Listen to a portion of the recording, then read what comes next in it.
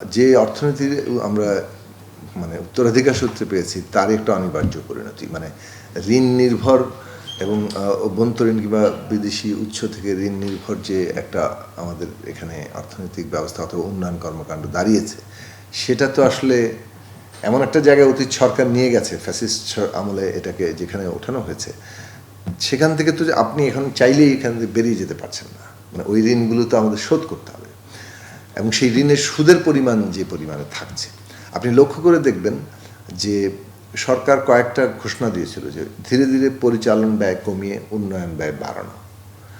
আমাদের বাজেটের আকার যেহেতু বেড়েছে, ফলে টাকার অঙ্কে হয়তো দুই জায়গায় বৃদ্ধি দেখবেন, কিন্তু যদি আপনি শতাংশে আসেন তাহলে গত বছরের বাজেটের যে পরিচালন ব্যয় তার তুলনায় এই বছরের বাজেটের পরিচালন ব্যয় পার্সেন্টেজে কমেছে, উন্নয়ন ব্যয় পার্সেন্টেজে বেড়েছে।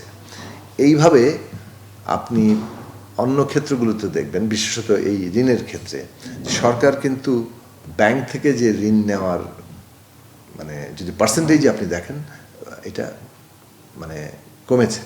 ফলে ব্যাংক থেকে ঋণ নেওয়ার এই দিকটা কন্টিনিউয়াসলি কমতে থাকবে। প্রতিটি বছরেই অভ্যন্তরীণ ব্যাংক থেকে ঋণ নেওয়ার ক্ষেত্রে সরকার যে নীতি গ্রহণ করেছে যে এটাকে ক্রমহ্রাসমান জায়গায় নিতে, যাতে করে আমাদের দেশি বিদেশি বিনিয়োগ ব্যাংকের যে কাছ থেকে যে তাদের পুঁজি সংগ্রহ এবং সহায়তা, সেটা যাতে কোনোভাবে ক্ষতিগ্রস্ত না হয়। কিন্তু কতগুলো অনিবার্য জায়গা যা ইতিমধ্যে অর্থনৈতিক ব্যবস্থা তৈরি হয়েছে, সেটা তো রাতারাতি এখান থেকে বেরিয়ে যাওয়া যাবে না।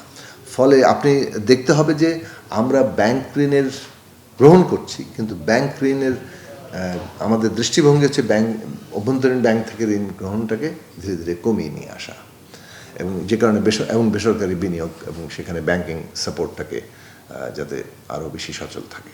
আমরা বিনিয়োগ করতে চাই, বিনিয়োগ চাই, এখানে দেশি বিনিয়োগ চাই এবং বিদেশি বিনিয়োগ চাই, এবং আমরা বিনিয়োগের পরিবেশটা সৃষ্টি করছি এবং সেইখানে আমাদের জাতীয় স্বার্থের যে বিবেচনাগুলো সেগুলো আমরা ঠিক করার চেষ্টা করছি। আমাদের এখানে বিদেশি বিনিয়োগের ক্ষেত্রে আমরা কিভাবে প্রযুক্তি মানে হস্তান্তর হবে, অর্থাৎ টেকনোলজি ট্রান্সফারের এই বিষয়টা আমাদের গুরুত্বের সাথে আমরা বিবেচনায় নিচ্ছি। পুঁজির পুনর্বিনিয়োগের দিকটাকে আমরা খেয়াল করার চেষ্টা করছি। এখানে যাতে একটা প্রতিযোগিতামূলক মানে ক্ষেত্র তৈরি হয়, সেটার ক্ষেত্রে বিবেচনাগুলো রাখা হচ্ছে, এবং এইসব রাখার মধ্য দিয়েই দেশীয় বিনিয়োগকে যেমন আমরা উৎসাহিত করছি এবং এটা প্রায়োরিটি, একই সাথে বিদেশি বিনিয়োগকেও কিন্তু আমরা উৎসাহিত করছি জাতীয় স্বার্থ রক্ষা করে। এবং সেই দিক থেকে যেসব বিনিয়োগ বাংলাদেশের অর্থনৈতিক তৎপরতাকে আরও গতি সঞ্চার করবে, সেই সব বিনিয়োগকে তো আমরা এখানে উৎসাহিত করা হবে।